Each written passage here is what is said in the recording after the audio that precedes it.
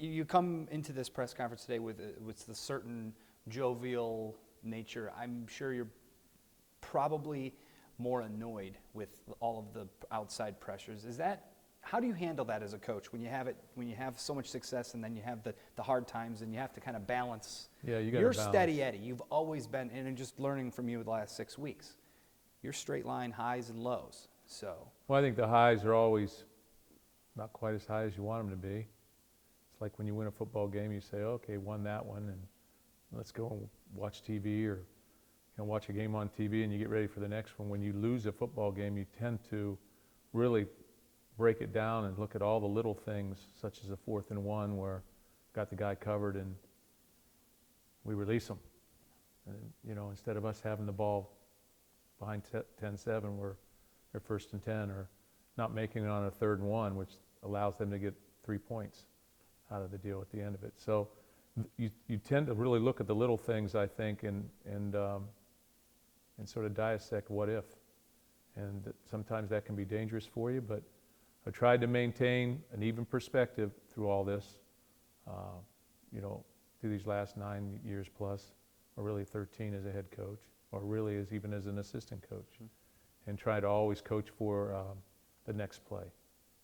Can you draw from 09 or 12 to see where you are now and say, this is what we did, that we turned the page to get to where we want to be? Because you said to play for now, play for this year, absolutely, continue to do that. But in that process, you can also start to understand that turning the page for this next game, the game after that, and then into your future of your program. Well, we've got a lot of young players. We have a senior class and a very small junior class. So what that means is a lot of players are redshirt freshmen and sophomores, or redshirt sophomores and true freshmen. So, we have a lot of good players in the program. Some of them are freshmen, and it's difficult to play freshmen. And, really even look at Shalik Calhoun and all the success that he had. He didn't really play until his redshirt sophomore year. Same with Trey Waynes. Right. So it's very uncommon for a guy to play as a true freshman or even as a redshirt freshman and then be in there as a starter. And we've got some guys doing that. So they'll only be better because of those experiences. That'll accelerate their process.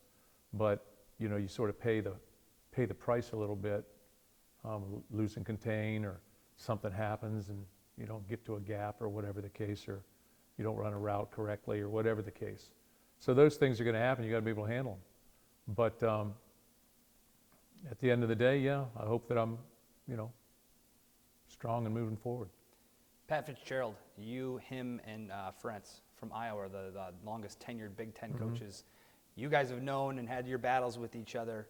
What are you expecting from Northwestern? Because you look at 2 and 3 football teams, and this is one of those games that is important. Oh yeah, for they're all important. They're all important, but this one is specifically. Yeah.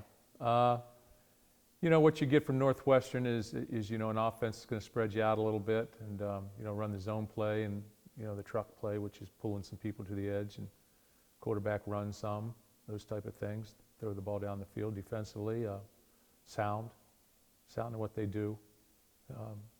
Cover one, man coverage with middle field safety, some different quarters coverages and things of that nature. But what they're going to do. I mean, we have a history on them. They have a history on us. These games have always been competitive. From my perspective, they've always been competitive. But like I say, a 10-point game is a competitive game. So we got to be ready to play.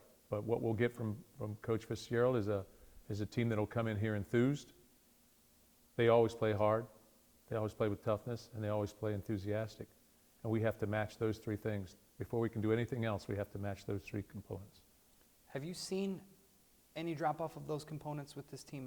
Just maybe not the recognition of what exactly it takes. It goes back to the inches thing, finding them in the young players, maybe not understanding that to match intensity or to control intensity.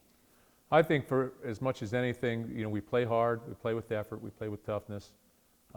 Enthusiasm has to remain throughout a football game, and sometimes you can tend to lose that enthusiasm when things start to go wrong. And that's when leadership, whether from a coaching perspective or a player's perspective, has to take over.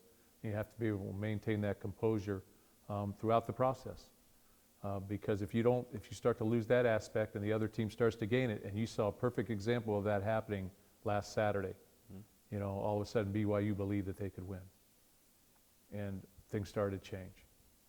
And, you become a dangerous team, and we need to become that dangerous team now. That has to happen. 101st homecoming game at MSU. The fan base, fair or not, the fickleness, the jump the bandwagon. If you had a message, if you cared to share a message with the Spartan faithful, what would it be right now? Well, I'd say,